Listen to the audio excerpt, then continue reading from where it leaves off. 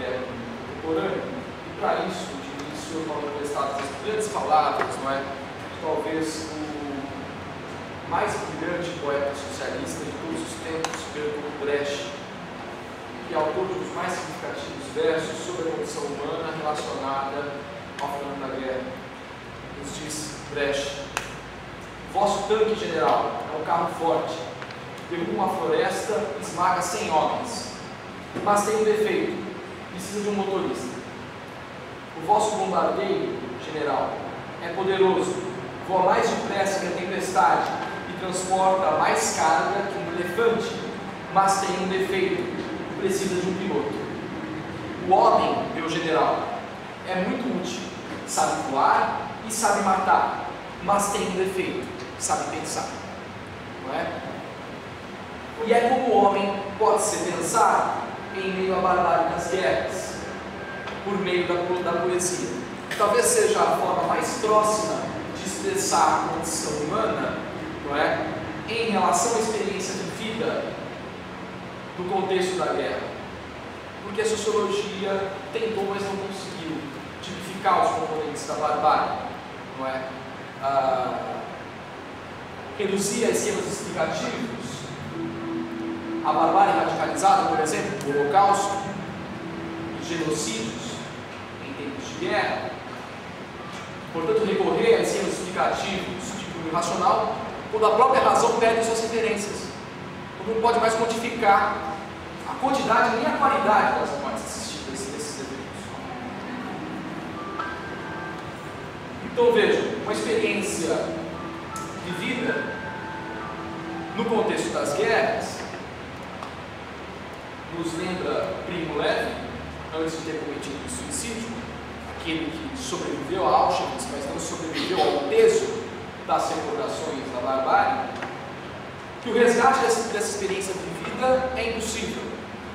Ela está guardada por aqueles que tocaram o fundo, e aqueles que tocaram o fundo não regressaram para nos contar, porque viram a face das górgonas, não é? Aqueles que nos contaram não experienciaram os extremos, portanto é inacessível.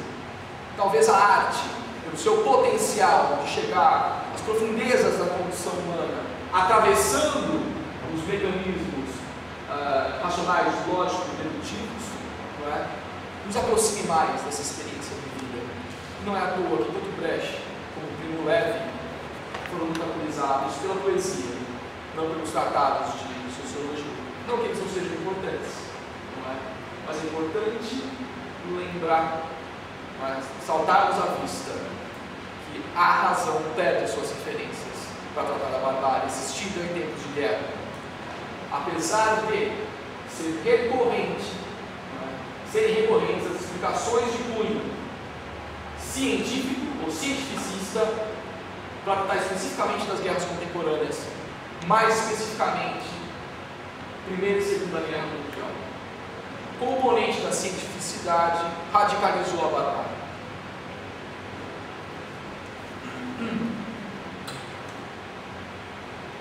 Então vejamos, a guerra, segundo a definição da ciência política, dada a definição da sua sub-área, que é da segurança internacional contemporânea, ela é definida como o meio pelo qual se buscam as resoluções para conflitos por meio do próprio conflito. Trata-se tanto de um paradoxo como de um dilema. A busca pela ordenação do sistema internacional em estado de natureza caótico, por meio da implementação de sistemas de segurança, geraria mais insegurança ainda nos autores desse sistema, levando a uma espiral de conflito, cuja resultante inevitável é a guerra, que por sua vez reordenaria os elementos do sistema, como um cachorro literalmente correndo atrás do próprio rabo, para reduzir a termos grosseiros. Essa lógica levou literalmente às catastróficas experiências da primeira metade do século XX e à própria possibilidade de destruição civilizacional na segunda metade, no contexto da Guerra Fria, resultando num consenso de que as guerras deveriam ser evitadas por instituições supranacionais. A vitória, portanto, do princípio kantiano de segurança coletiva de filiação liberal para a manutenção da ordem do sistema internacional. Na verdade, isso já foi tentado na primeira metade do século XX, após a Primeira Guerra Mundial, porque o princípio que norteou a Liga das Nações, essa tentativa malfadada, não é, de manutenção de uma segurança coletiva, afundou junto com a Liga das Nações. Então, esses princípios liberais de segurança coletiva, concatenados aos princípios realistas de equilíbrio de poder, articulados na edificação de instituições incumbidas em manter a paz, vislumbravam a possibilidade do recurso à força em relação a estados predadores, no caso de enfrentamento entre regimes totalitários e regimes liberais. Uma lógica totalmente maniqueísta, não é? Que vai ser utilizada durante toda a Guerra Fria para se referir à política de contenção ao avanço do comunismo, não é? Nas políticas de segurança estadunidenses. Dentro do corte realista, determinam como primeira linha de defesa do hemisfério ocidental o equilíbrio de poder do velho mundo. Portanto, os comunistas deveriam ser contidos lá, no velho mundo. Uma segunda linha de defesa no próprio hemisfério ocidental, América Latina.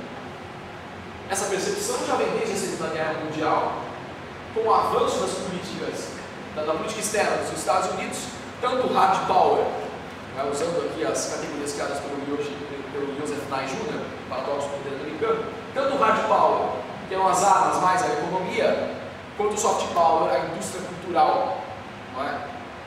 Para a cooptação de corações e mentes, um avanço civilizacional, literalmente. Deve ser pensado de forma articulada as políticas defensivas estadunidenses se revestem desse profundo caráter ofensivo. Okay? Eu não quero ser grosseiro, mas vejam, pensar em alguns personagens do período que tem uma instrumentalização política notável, como nos quadrinhos, que são muito lidos na época. O personagem que me refiro ao Capitão América, qual é a arma de ataque do Capitão América? É um escudo. O escudo, notadamente, não é uma arma de ataque, é uma arma de defesa. A utilização dos instrumentos de defesa para ataque caracterizam a política externa dos Estados Unidos. Não é? É essa a retórica da política externa, das guerras que poriam fim nas guerras.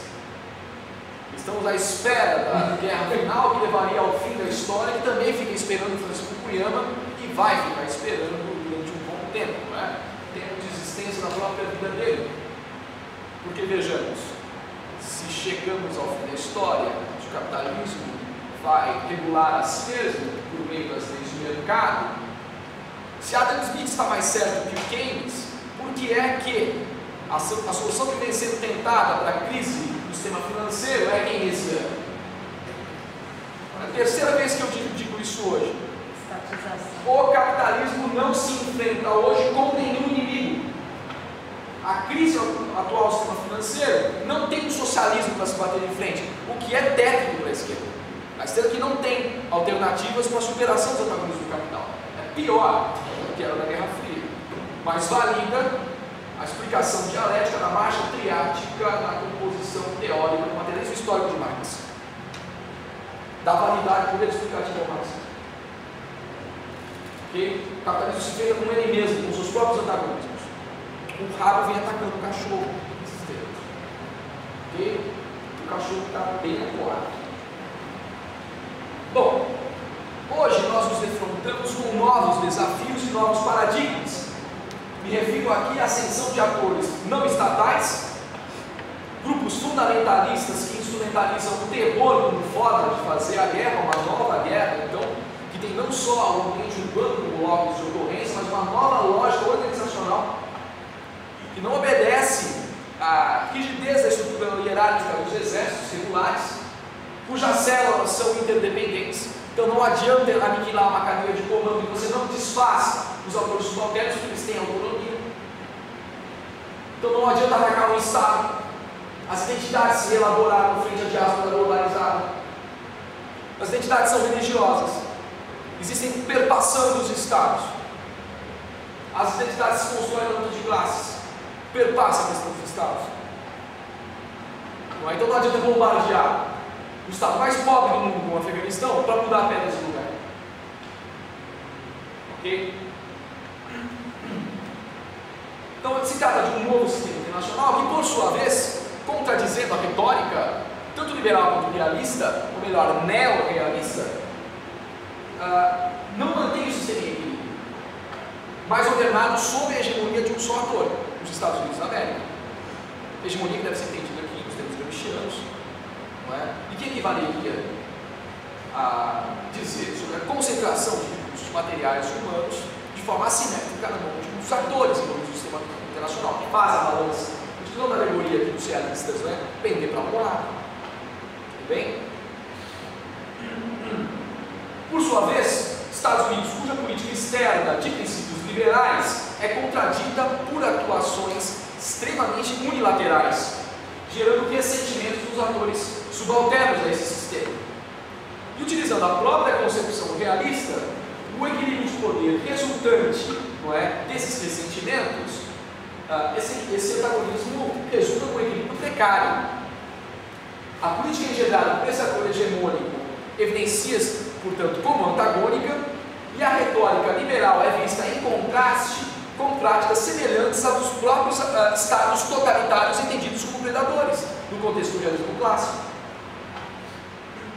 Esse é o paradoxo que aflige as organizações internacionais hoje, a ponto de inviabilizar as suas atuações.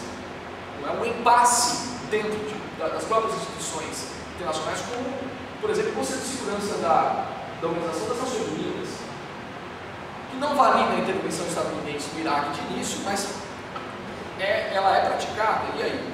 O que fazer? Então, manter o equilíbrio no sistema ordenado sobre hegemonia, onde notadamente não há equilíbrio, é o antagonismo, pois não há equilíbrio, não há simetria nessas relações que são relações de força, e a assimetria à vida tem que ser regulada constantemente por conflitos armados, o que, feito consecutivo às décadas, resulta no surgimento de atores que lidam com os resultados do uso dessa força constante, tanto para o bem quanto para o mal. Me refiro aqui à Amnesty International, aos Médicos Sem Fronteiras, ao Alto Comissariado das Nações Unidas para Refugiados e às incontáveis ONGs que tentam lidar positivamente com os resultados do exercício dessas políticas unilaterais. Negativamente, a gente tem exatamente a definição de estados delinquentes dados no âmbito da política externa, no contexto da política externa dos Estados Unidos, segundo a sua definição, e atores não estatais dominados por terroristas. E também um fenômeno gravíssimo que eu chamo a atenção aqui, que é o de um novo fundamentalismo, tão nocivo quanto todos os outros, que é o anti-americanismo. Ok? Um dos fundamentalismos com os quais nós temos que lidar hoje, os resultados do exercício exaustivo, não é? Tanto do hard power quanto do soft power. Agora, no sentido de dar um panorama sobre as guerras recentes, nesse contexto, né, desse sistema internacional que eu procurei caracterizar aqui, um claro panorama dessas guerras que são recentes nos impõe velhas concepções, como a Clausewitziana. Me refiro ao general prussiano Karl von Clausewitz, não é? Que determinava que a guerra seria a continuação da política por outros meios, readequada às mudanças históricas impostas pelas guerras mundiais, notadamente a Segunda Guerra Mundial. A guerra passa a ser não mais a continuação da política, mas a própria política.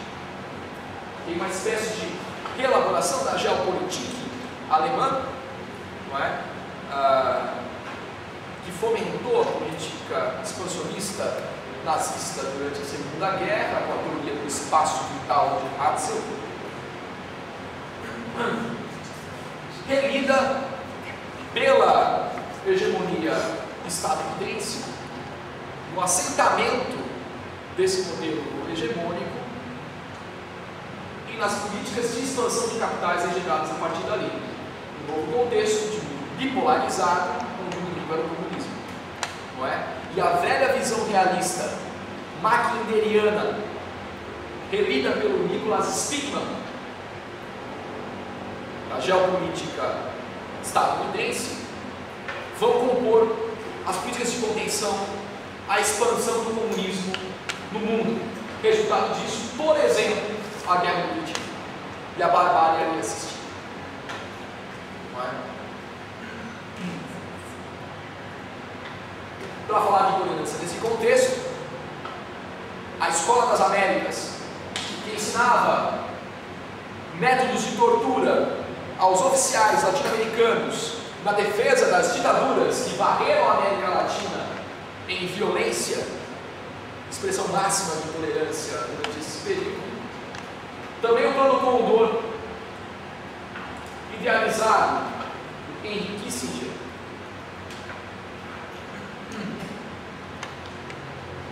e que fomentou a perseguição, tornou possível a perseguição de inimigos dessas ditaduras em várias repúblicas latino-americanas, tendo como cômputo final inúmeros torturados, violados, mortos e desaparecidos, com os seguintes desigualdades que vocês puderem imaginar. Desde técnicas milenares, antigas de tortura, como a tortura chinesa, a produção de gravetos de bambu embaixo das unhas, ou até a introdução de ratazanas nos órgãos genitais femininos, porque asfixiava, a ratazana cava para frente. Okay? Isso depois de sessões de estupro. Não é? Então, o tom do grau de barbárie alcançado pelos militares desse período. Não é?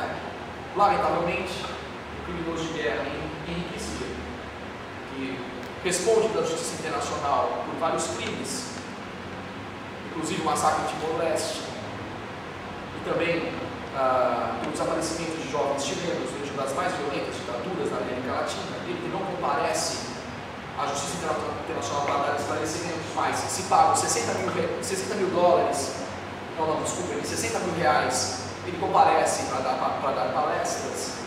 O governo brasileiro, não é, sob a presidência do senhor Fernando Cardoso, propôs congratulá-lo com a Ordem do Cruzeiro do Sul. Entendemos isso?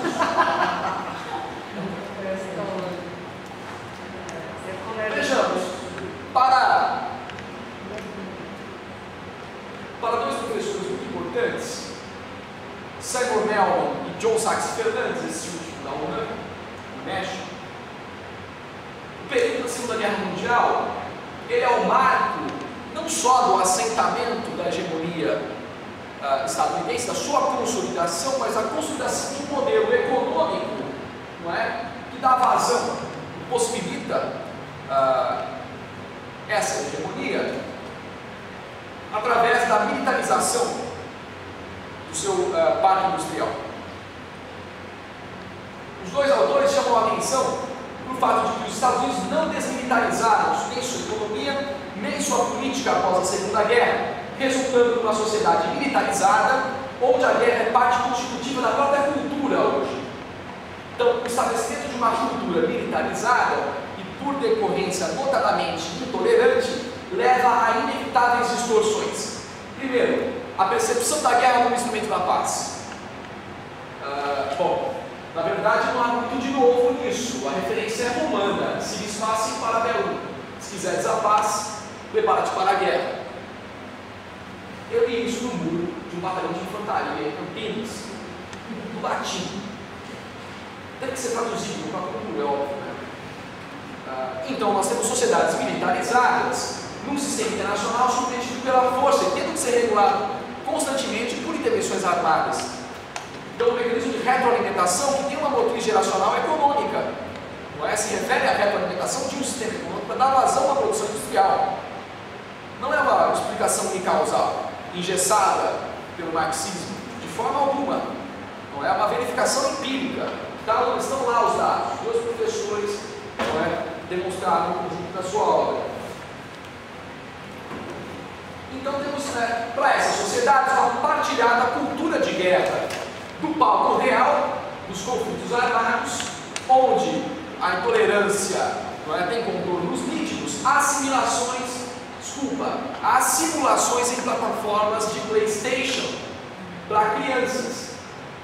E vejam, não é à toa que a maior parte dos armamentos hoje são teleguiados.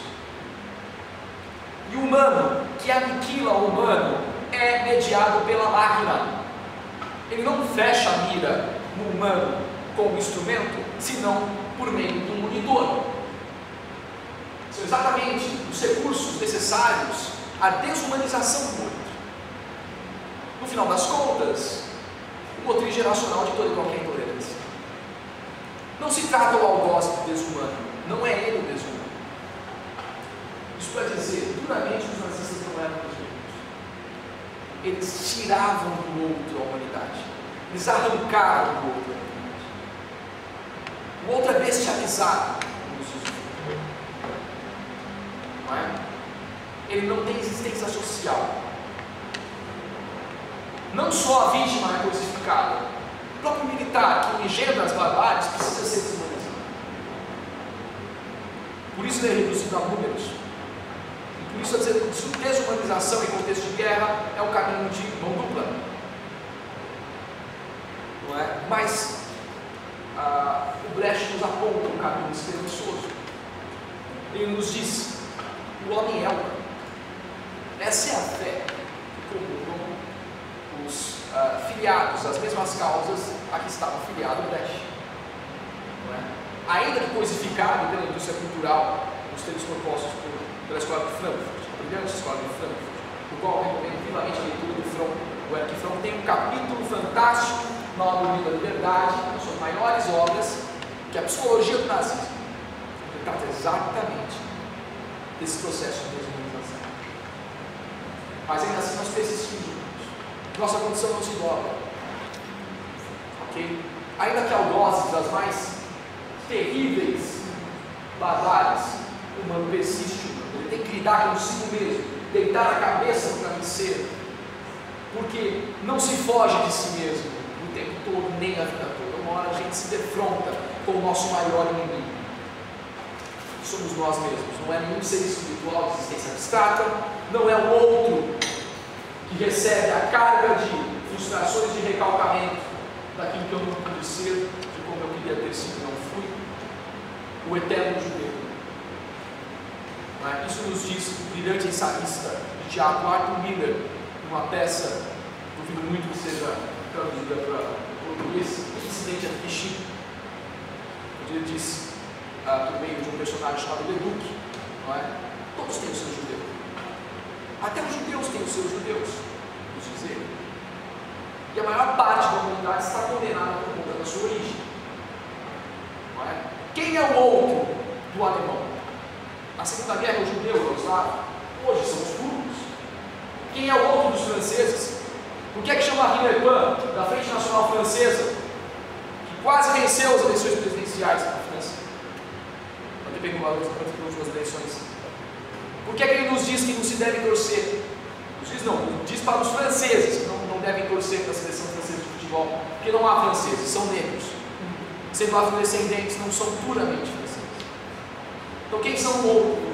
Quem é o outro dos franceses? Se não o africano, o hindu, não é? Quem é o outro do paulista? Não é? Quem é o nordestino do paulista? Ou o boliviano do paulista, branco, civilizador? Não é? Então vejamos, os devotadores dessa nova e militarizada sociedade, nós podemos elencar aqui facilmente. A exaltação à guerra, nos tipos de ação, nos jogos para computadores, nos brinquedos infantis, como réplicas de armas de fogo, com as quais eu brinquei na infância, e ambientes que simulam, com extremo realismo, situações de combate, tanto nas plataformas de videogame, quanto em ambientes simulados, que funcionam como simulacros das guerras. Mas também há um outro locus de ocorrência dessa exaltação, um ambiente acadêmico, esse no qual nós nos encontramos, com os tais apaixonados pela guerra. É possível encontrá-los, não é? Os adeptos de uma espécie de história militar que esvazia das suas análises a própria humanidade, não é? Exaltando os mecanismos, os mecanics, e se esquecendo de quem os opera, o homem, acionando os seus gatilhos. É o triunfo da ciência sobre a técnica. O triunfo da ciência é a técnica sobre o homem. Como se o homem não fosse mais gerador da técnica. Como se ela caminhasse por si só no contexto da desumanização do homem. Esse triunfo que deveria ter levado o homem, logicamente, à reflexão a partir dos trágicos resultados do seu entendimento, eu me refiro às 2 guerras mundiais, e ao Holocausto armênio e à Shoah judaica, não é? Frutos da modernidade. O Holocausto, meus queridos, foi cientificamente planejado, perpetrado em escala industrial e contou com o aval de uma das populações mais cultas da Europa. Contou com a ciência. Não é à toa que os oficiais de maior visibilidade, com possibilidades de ascensão na carreira nazista, eram quais? Os médicos do eugenismo. Não é? Bom, então essa reflexão deveria ter sido imposta pelos resultados catastróficos das experiências da primeira metade do século XX, não é? Alcançados com o aumento da técnica e da ciência nas indústrias de morte nazistas, não é? Parece que não levaram a resultados concretos quando se cristaliza a cultura de intolerância a partir do fenômeno da guerra, por meio da sua exaltação. E a guerra enaltecida como um fator determinante, então, o desenvolvimento acumuladamente de tecnologias para a organização social, a configuração das políticas dos estados, sua estruturação militar, para a demarcação dos territórios, a limitação de fronteiras. Tanto é que aqueles que lideram esses processos históricos de demarcação e delineamento dos estados nacionais são os heróis desses estados nacionais, como o nosso Duque de Caxias, não é? Um herói tanto quanto amargo para os 80% da população paraguaia masculina em idade produtiva, que desapareceu, foi varrido na face da terra, a ponto de ter sido oficializada a poligamia para a sobrevivência do Estado paraguaio, e é o nosso herói. Como são os bandeirantes? E eu aprendi na escola, quem eram os nossos heróis, corajosos desbravadores. Alguns colecionavam até a orelha de índio, em baús com sal grosso. Ok? Então vejam, condutas imorais eram condutas imorais. Nós não perdemos também a capacidade de reflexão crítica, apesar de incorporarmos tudo como ponto de vista, não é? Por meio dos veículos formais de comunicação de massa. Ok? Nós ainda refletimos, incorporamos valores, por pior que eles sejam, piores que eles sejam. Então, o desenvolvimento da medicina também é tributada ao fenômeno da guerra, dos transportes, o aprimoramento das comunicações e das ciências em geral. Malthus a elenca em papel privilegiado, junto das doenças, das epidemias, da fome, das calamidades, das práticas anticoncepcionais e da própria sujeição moral do homem, como obstáculo natural ao crescimento populacional e sem os quais, gravemente, a humanidade sofreria. Tanto Sun Tzu quanto Maquiavel, o brilhante Maquiavel, pensaram na guerra de diferentes formas, é claro, como arte. E essa é a definição que eu vejo como complicada para se referir aos seus modos operandi. Penso na definição dada pelo Goethe, na minha humilde opinião, o mais brilhante poeta alemão de todos os tempos, não é? Na sua tentativa de definir aquilo que não se pode, que é a arte, como a experiência que arranca o indivíduo pelos cabelos da sua própria condição, alçando, não é, a um patamar reflexivo profundo, arrancando da realidade, só que devolvendo transformado, não é? Devolvendo transformado pela própria arte. A arte, então, portanto, como uma função transformadora da própria condição humana. Não é essa arte verificada aqui. Essa arte é aquela que destrói a condição, que aniquila a condição. Então, nesse raciocínio não é arte. E não pode ser arte. definida como fenômeno pela sociologia, ela passa a poder ser dissecada por Raymond Aron, por exemplo, no brilhante livro Paz e Guerra entre as Nações, em partes constitutivas, política, economia e cultura, uma espécie de nó civilizacional, onde no ponto final a percepção de que constrói é maior do que a que destrói, como se o custo social das guerras fosse anulado por qualquer advento moderno. Thomas Hobbes e a sua concepção de ordem natural, pautada pela disputa de bens escassos em estado de natureza, cujo motriz seria o egoísmo, identificou a guerra incrustada na própria condição humana, uma visão biologista mesmo. Esse estado de natureza, dado o comportamento social, a guerra que chamou de todos contra todos, como um componente da própria raça humana sobre a Terra, um fruto das próprias interações sociais. Portanto, impossível extirpar a condição humana. Pela ciência política, as guerras são vistas como marcos decisórios em processos históricos complexos. Pela história, historiadores, conforme eu disse, enveredaram para essa narrativa de história militar, mecânica, esvaziam os juízos morais da história, certamente porque a história não deve ser objeto de juízos diretos e moralidades na outra extremidade. O problema é que, no outro extremo, a história é esvaziada daquilo que não se pode, o seu agente primordial, o homem. Não há história sem homem. A história é nossa, da humanidade, não é do tempo. Se não houver homem no tempo, não há história, não há ciência.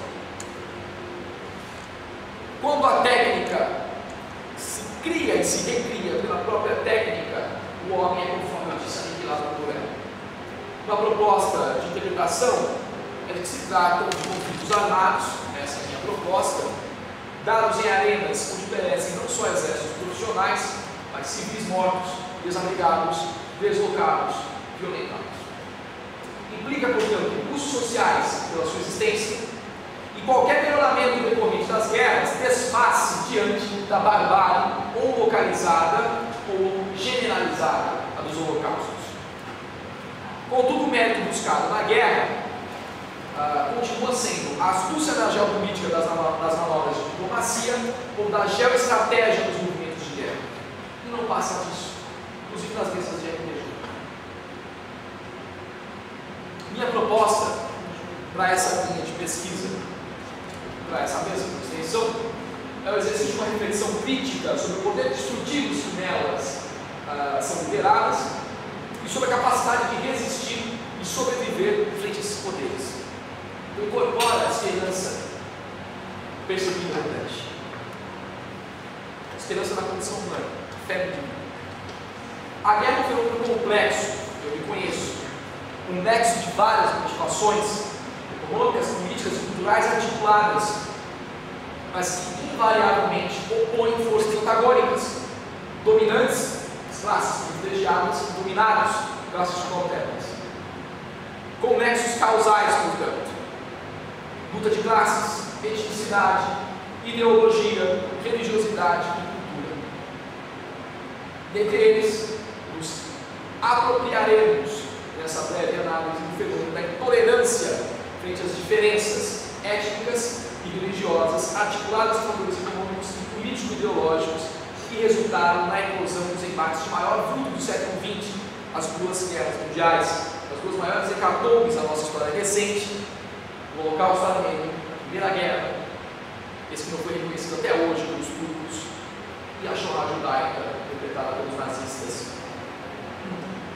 Para pensar o lugar dos holocaustos na universidade, recentemente o órgão de estudo, do Laboratório de Estudos sobre Intolerância, a partir dessa linha de pesquisa. Eu acredito fundamentalmente no potencial transformador guardado pela educação e contrapondo algumas visões recentes manifestadas por instrumentos de ampla circulação na mídia. Me refiro à última reportagem, uma recente reportagem da revista Veja, não é?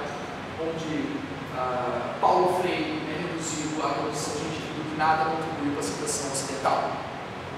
E defendendo que a educação quando se propõe formar agentes da própria história, cidadãos plenos, não é? Ela é ideológica, ela é ideologizante. E não se trata disso. Já dizia John Locke há muito tempo. Eu não disse Marx, eu disse John Locke. Okay? Isso não é ideologismo. Isso é verificar a necessidade de transformação de uma realidade social, apontando para um caminho de tolerância que passa pela formação de agentes da própria história. Esse é o potencial guardado pela educação. Desconstruir a visão de história, tantas vezes praticada por professores profissionais descompromissados com qualquer função social, não é? De construir uma trama onde o aluno é mero telespectador. Ele assiste aos grandes personagens da história. Então é uma consecução de presidentes, uma linha do tempo de homens do poder, onde a sociedade e seus conflitos desaparecem frente às biografias dos homens ilustres. Então eles desfilam a trama, interagem, e os alunos assistem, porque não podem interagir com a trama. Os homens que estão no poder não permitem, ele apenas assiste.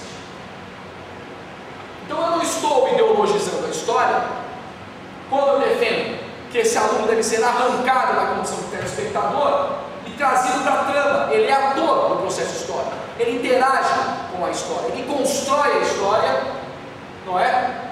Interage com as estruturas de poder, ele resiste às transformações impostas, ele desobedece, e esse é o principal componente da condição humana, a desobediência, que dizia o Eric Fromm no Medo da Liberdade. A desobediência, como ato de liberdade, é o princípio da razão. Está lá, no Medo da Liberdade. Ok? Victor Hugo, não disse Marx, eu disse Victor Hugo, nos dizia que aquele que conhece a saga humana sobre a Terra, a história do homem, sabe que o seu potencial primordial é a desobediência. São os homens que dão um salto sobre as instituições, sobre as estruturas de poder, em direção ao futuro.